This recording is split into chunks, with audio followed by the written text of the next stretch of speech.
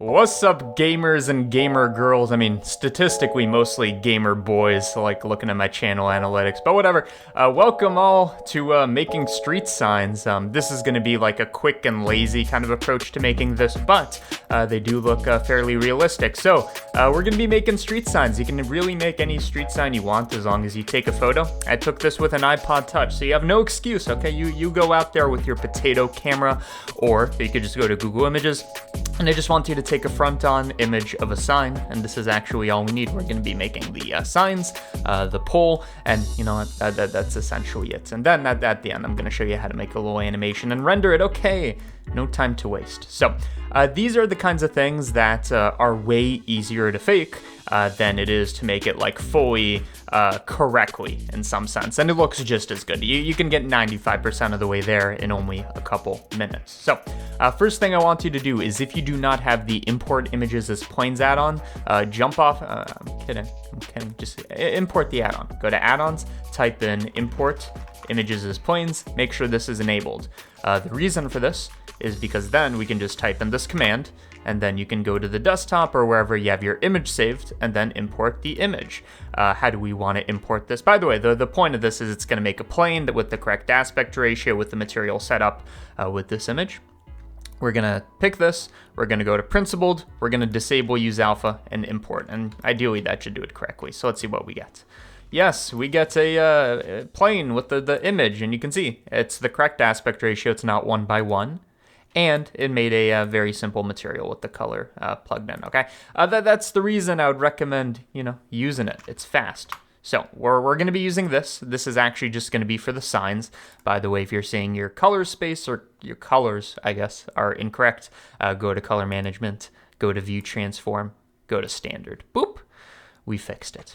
Okay, how do we make the signs? Well, I'm going to go into edit mode. Again, this is the super easy way to do it. We're going to use the knife tool. Again, if you don't know how to do that, you hit K on the keyboard. K for killing it with the knife tool. K also for Kellogg's cereal is not sponsoring this video, but somebody is, and I'll leave it as a mystery until we get there. So what we're going to do is we're going to use the knife tool, and we're just going to cut all the way around it, and you're going to notice the carriage of my voice. It's like Cinderella called this thing in as the pumpkin thing. Is that Cinderella? The carriage of my voice is making it just seem faster than it is. You want to go in as much detail as you feel like is necessary. Again, the more time you spend with this, the more geometry you're going to have and the more correct it's going to look.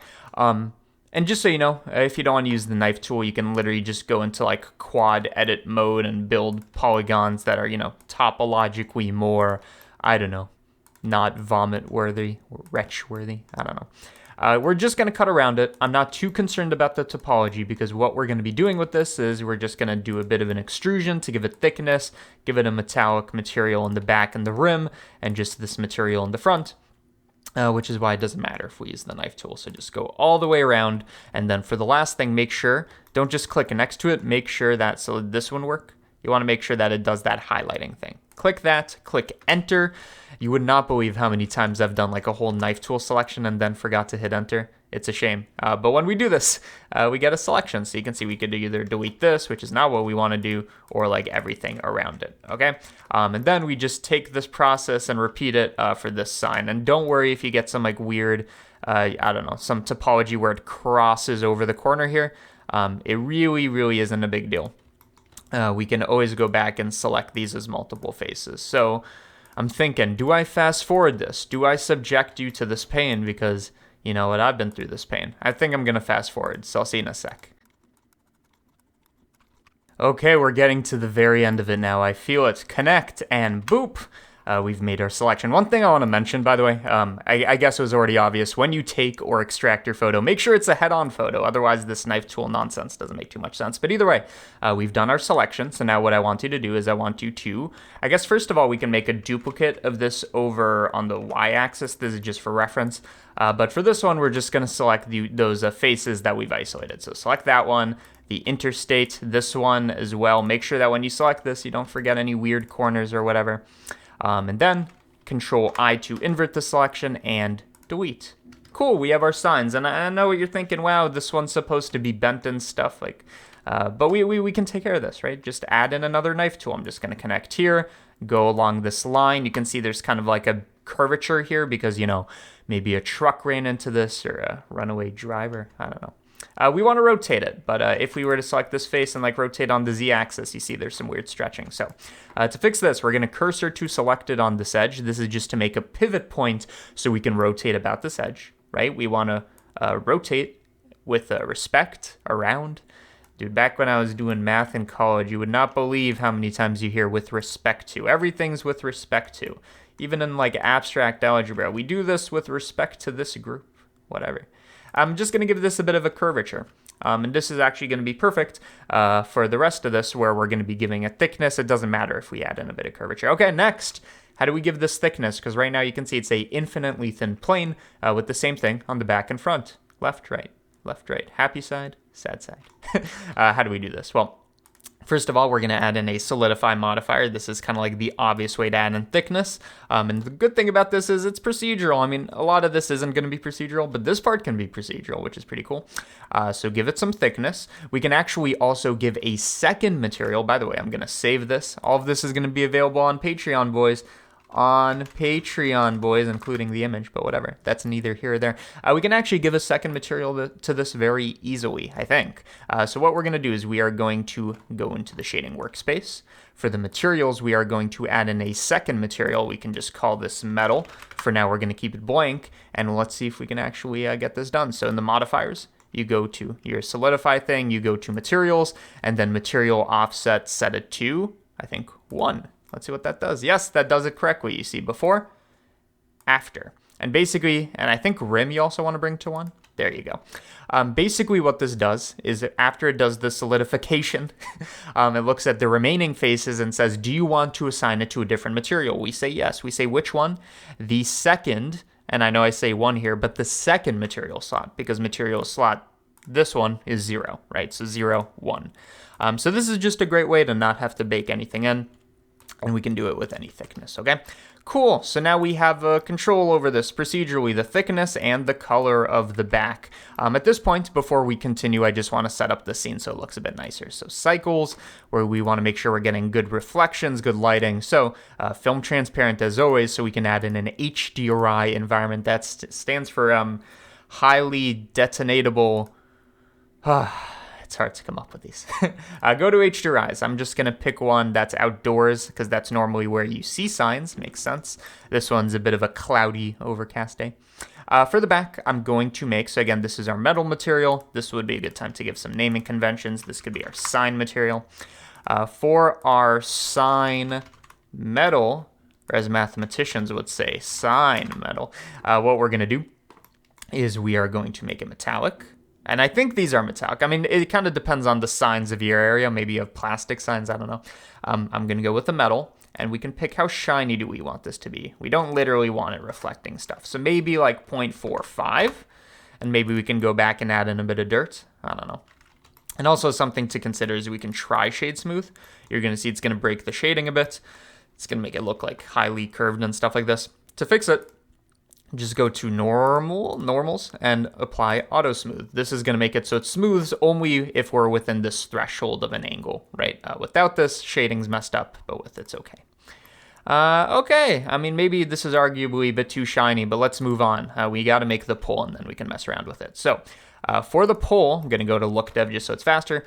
I'm going to show you a great trick for, by the way, the pull is kind of like a super difficult thing to make because it's this like prism with a bunch of circles cut out of it, which is typically a very hard thing to make. We don't like making things with like circles punched out of it because it uses a lot of geometry and more importantly, it's very hard to deal with. But here's a trick. So first of all, we're going to make a cube that is roughly the correct thickness. So this is why I kept the reference. Okay, that seems like it's the correct thickness. I'm just going to bring it down so it's like with the area where the first one touches.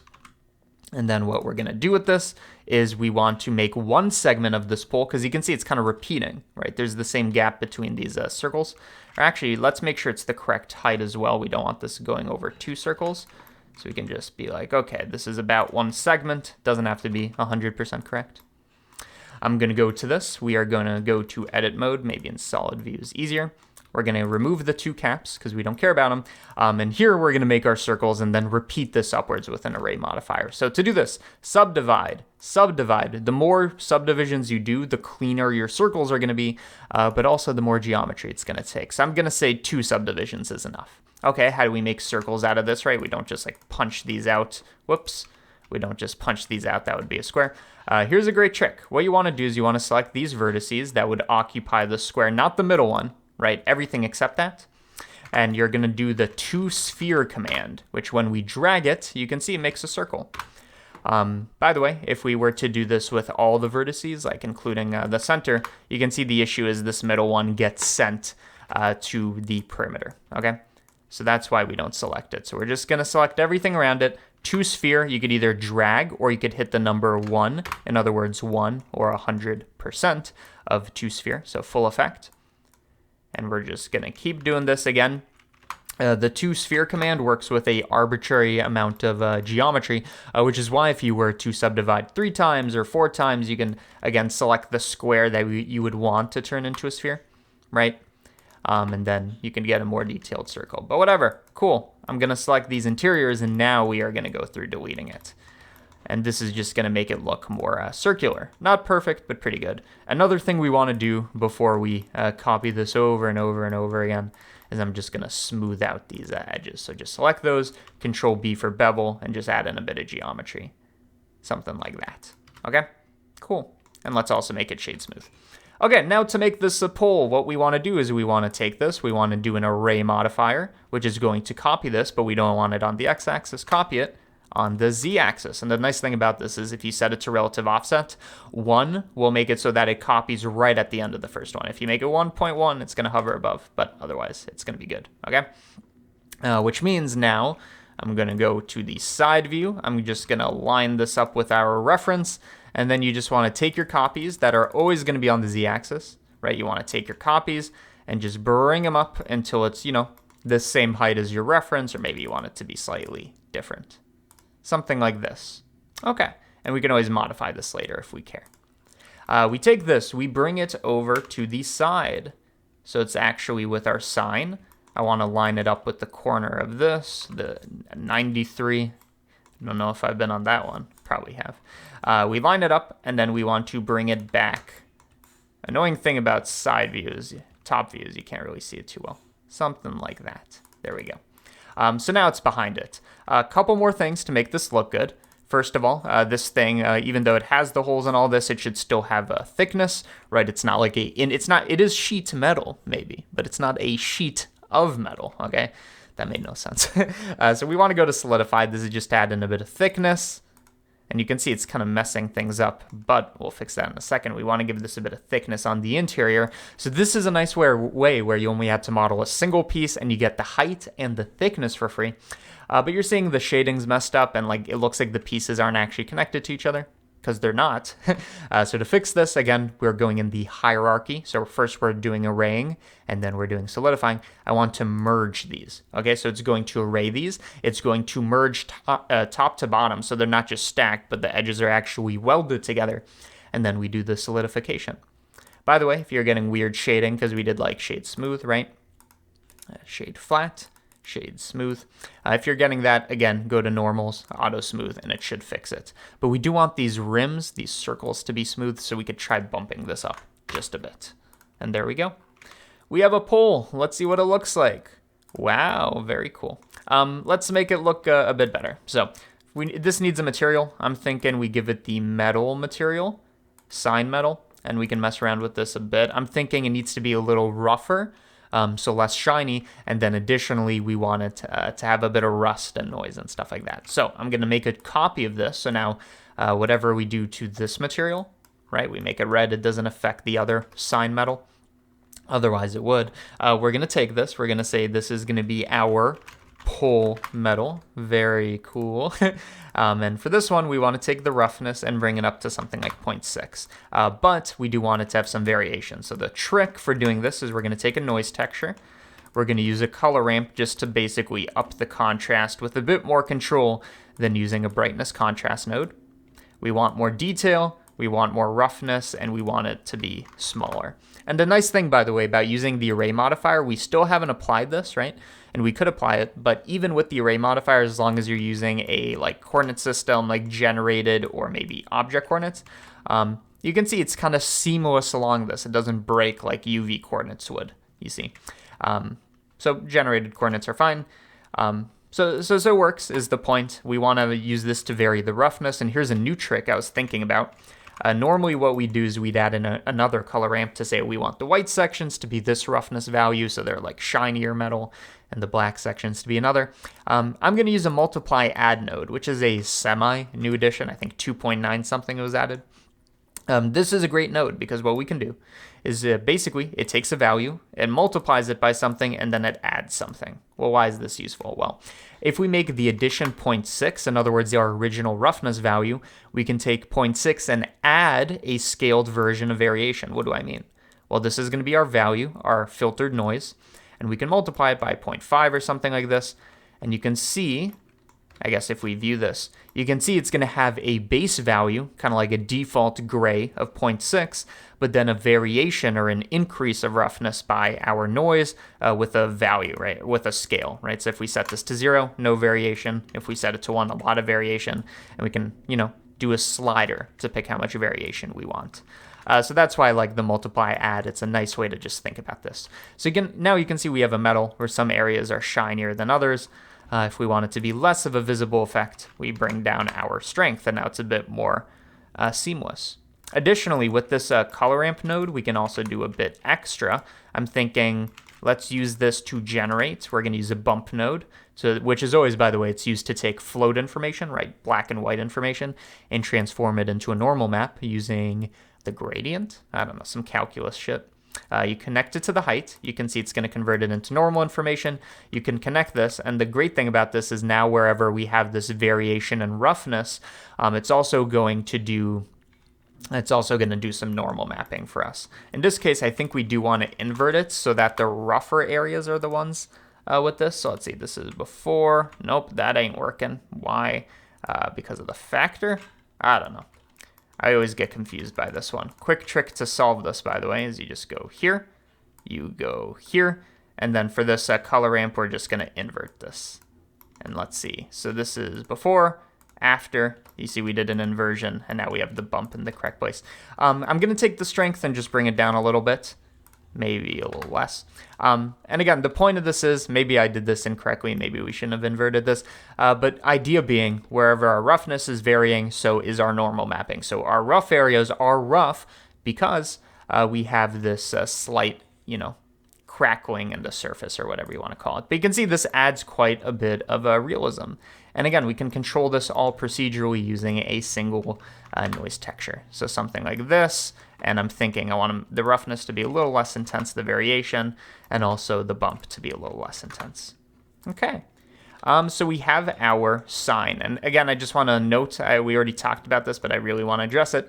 The curvature of the sign. So if you have dented signs, as long as you do this edit before, right, or you do this edit and then apply these modifiers, it's still going to work, right? So no matter how much we would have turned this, right, it goes with it. It works. And I'm thinking I do want the signs to be a little bit thinner, and we can change that. So I'm going to go 0.003. Which means we need to move these back just a bit so they're connecting with our pole. But there you go. And of course, you can go back and edit this. You can do the same kind of normal roughness material trick on this sign metal. I'm just going to make it a little rougher. But I'm going to make these signs clean. You can also go ahead and model these little nubs. But quick trick. For this one. First of all, you're not going to notice it, so it doesn't matter. But if you want there to just be a tiny bit of lighting variation, same thing with the thing we did before. Use the color as the height for bump node, connect it to the normal, which seems incorrect, right? Why are we using this for normal mapping? Well, if you make it subtle, it does add a bit of something, right? Where it doesn't kind of ruin our image or our render, but it also adds a tiny bit of render variation wherever the colors are drastically changing, areas of high contrast. But that's neither here or there. So we've made our sign. You can add dirt, you can do a bunch of other stuff, but I think this is a good stopping point for the base model, okay?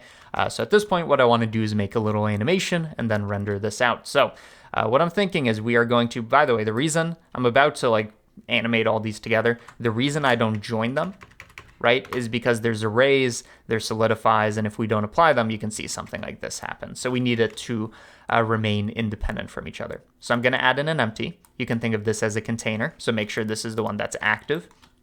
Control P to make it the parent, so that now, whatever we do to this empty, it moves the entire sign, okay? So this is like basically our animation handler. I'm going to make a plane. This is going to be the ground that the sign either rests on or comes out of. I'm not exactly sure what I want to do yet.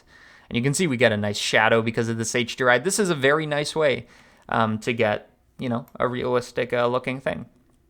So either way, I'm going to take this, I'm going to make it a shadow catcher. Visibility shadow catcher, because now it looks a bit cleaner. We still get our shadow, and this is what a lot of people don't talk about. The white that was here before, that light is bouncing off of to reflect. So you can see the sign is nowhere near as bright without this like light it's reflecting. Even when we set it to shadow catcher, that is still there. I mean, unless we want to disable like diffuse and camera and glossy. Yeah, glossy is the one. But I do want to keep it, okay? So now we have a shadow catcher. I'm just going to make it more of a cube so that when we bring it into it, so it's kind of appearing out of nowhere, it doesn't like pop off from the bottom, at least from our camera view. So for the animation, I'm thinking we just do something simple, a nice little 30 frame per second, 45 frame animation, where on frame 1, we want it to be beneath the plane, at least from the camera's point of view. So I'm going to keyframe location and let's say rotation. Let's say it takes 40 frames to rise, and when it does that, it's going to rise just so it's right above the shadow catcher. And I also want it to do a little spin. This is basically the default animation I do for like product, or I mean, it's not a product, for like, you know, object showcase and stuff like that. So it's just gonna kind of pop out of here, and then the secret sauce to make it look good. By the way, this is using Bezier interpolation. If you set it to linear, you see we get this like boring animation, right? So make sure it's set to Bezier so you get that smoothing. The trick to making this look good, always, graph editor. You want to select all of these, so just, you know, you don't need to like click every single one, just hit A. We're going to go to individual centers, so now these are all scaled from here. And we're going to scale it on the x-axis by 2. And this is, you can see, it's just going to make this curve much more intense if you think about it that way. And now you can see there's this like nice snapping motion. So this is B4. It's smooth, it's nice, whatever, but you scale on by 2, or you can do 1.5 or something, and you can see it's really intense, okay? Let's set up our scene now. So we have the hdri, we basically have everything except the camera, so let's view this from a camera, view, camera to view. This is a great way so that when you move it, it actually moves the camera's perspective. I'm gonna set this to a very zoomed in camera, so something like 75. And I don't know, how do we want to view this? What's the best camera angle? Maybe even something more intense like 100. We're usually used to seeing street signs, by the way. Just a little fact, from a very zoomed in perspective, because like, you know, I feel like people are taking photos of them from a very distant place on the highway. So you get this very zoomed in effect, but let's see. So now, it does take a bit to load because it cycles, but you can see, I guess, from solid view, we do have this thing popping out, and if we go to any single frame, it should not be showing from underneath the shadow catcher. Okay, cool. So I think we've set up our basic scene. Let's save it, and now let's move on to the sponsor of the video. We've made it, so we made the sign, and let's talk about the sponsor. So anyways, this video is sponsored by Concierge Render. They've been sponsoring quite a bit recently, and I'm appreciative of that. And Concierge Render is a render farm that makes your renders not take forever. So this project that we've made from beginning to end, I'm not going to render it on this computer because we're using cycles and every single frame would take, I don't know, kind of depends on our sample count. It would take a minute times 45 frames. It takes a while. Concierge Render basically streamlines it for very cheap. So before, let me turn this off so whenever we zoom in, it doesn't mess with our camera. Before we import to the render farm, just a couple of things we want to make sure of so that everything goes smoothly. First of all, render tab, how many samples do you want? Well, let's say something like, I don't know, 300. Basically, a lot of these settings are going to be imported in. I want 300 samples. I want to make sure that it's 30 frames per second, PNG, all this is fine. And then the two things that are super, super important when you do this, go to File, Cleanup, unused data blocks. This is just going to get rid of any meshes, images, whatever that we're not using. So you definitely want to get rid of those because it's going to make your Blend file less large in terms of file size, and it might even render faster in some cases. Don't quote me on that one. Might be true. You want to do cleanup, and then more importantly, external data automatically pack into Blend. What this does is you can see it packs 2 files. Any image, any asset or whatever that we imported that we're still using, it's now going to become part of this Blend. So why did it say 2 images? Well, one of them is the hdri that we're using as the lighting. And the second one is probably this sign image that we used for the, cutting out and modeling. So make sure you click both of those. And I'm just going to give this a better name. So save as, I'm going to call this street signs render.blend. And now that we're already picking our settings, making sure that everything's good to go, it's 45 frames, let's get this rendered in Concierge Render. So I'll see you in a sec. Wow, we made it over to Concierge Render website. If you don't have an account, you want to make one. When you do it, you're going to get $5 in free render credits. So this render and probably a couple more, since this one's not going to be too expensive, it's going to be free. Make an account. There's a link in the description. But once you go to login. I already have a login thing. I'm going to blur it out because you know what? Maybe I don't want you signing into my account, which is a joke I've made like 3 times now, and it only gets funnier. And when you go to this is going to be your Concierge Render dashboard, okay? So question is, how do we import a Blend, how do we render, and how do we get out of here so we can continue our project, okay? First of all, you're going to go to Upload and Launch Render. This is where you are going to upload your Blend. In this case, we have a file. In some cases, you're going to have a folder if you have like a simulation and you need a simulation cache, right? Go to Upload Files. I'm going to go to, what did we call it? Street Signs Render, I believe. Click Open, and it's going to import in your Blend. The bigger it is, the longer it's going to take. In this case, it's only like 9 megabytes, mostly because of that hdri, so it's pretty quick. Go to Actions, go to Launch Render, and it's going to think about this for a second. Sometimes it takes more seconds than some other times. I don't know if it has to do with the size of the Blend or with, how much activity the servers are getting. But I just don't know. Either way, stuff that we need to select before we render. Render platform, I'm just going to always pick the newest. Yes, we made it in 2.93, like alpha or beta or something, which isn't like a standard release yet, so of course it wouldn't be here. But we didn't use any features that aren't compatible with, I think, any of these. So I think any of these are fine, but I'm just going to do 2.92. We rendered in cycles. I mean, most of this is obvious. Render type, animation, we had 45 frames. Just something to note, if you want to do preview, you can render, I think, the first frame or some frame at a low resolution for free, just to make sure that it's going to output what you want it to output before you commit and use your render credits. But animation, frames and resolution 1 through 45, native resolution, which was 1080p, which is the same as these. It just imports in your Blend settings. Remember, we did 300 samples and all this. You could change it here, by the way, which is cool. And then for the hardware, and this is up to you, do you want, and you can see it gets more expensive as you go here, do you want very fast renders with good equipment, but it's going to be more expensive? Or do you want slower renders? I mean, all of these are fast, but slower renders, right, that cost less. I always use the basic option, but it's up to you. Whatever you pick, just click render. I mean, I guess the only reason you'd want to pick the fast one is if you have like a deadline. It's got to happen. You're willing to spend a bit of extra money. Just go to the job manager like I just did. Go to your new project, and you are going to see, first, it's going to load in our project with all our settings. It's going to say, oh, we picked this $1.50 per node per hour, which doesn't necessarily mean it's going to be $1.50 overall, or times like 45 frames. In fact, not at all. This is just like if we were to run this per machine for an hour, that's how much it would cost. So I'm going to let this load into here. Notice it's going to be significantly faster than rendering frame by frame on one computer, because it's going to be using a render farm. It's going to be using multiple machines. So, it's already completed 30 frames. Maybe I'll stay here. You can see all these frames are basically loaded into here. Sometimes you don't want to download this like until it's done, because it kind of goes out of order sometimes. So 16, 19, 20. There's a bit of a gap because it just extracts different. Oh, it's done. Well, there you go. Well, I mean, you could download all these. You want to click download outputs to download this all as a zip file. Do not download this one by one, okay? Don't do that to yourself. But a couple things I just want to note here. So we did this at 300 samples. It says the total cost was 4 cents, which is pretty cheap for a render. I guess it was because it was like kind of zoomed out and the sign itself didn't take too much of the frame. it's a cheap render farm, okay? 4 cents for something that would have taken like, I don't know, 30, 45 minutes on my own computer, which is fast, so that's why it wouldn't take that long. That's a good deal, okay? And it's going to use your render credits from here. So if you have that $5 initially, 4 cents is nothing. So let's download this. Download outputs. This is just going to download the zip file. We call it street render zip. I don't know.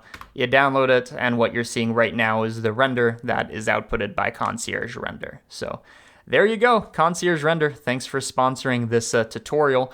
And I hope you learned something about making street signs, because I sure didn't, because I already knew how to do it. But hopefully you learned something. So thanks for watching. I'll see you on another tutorial. Bye-bye.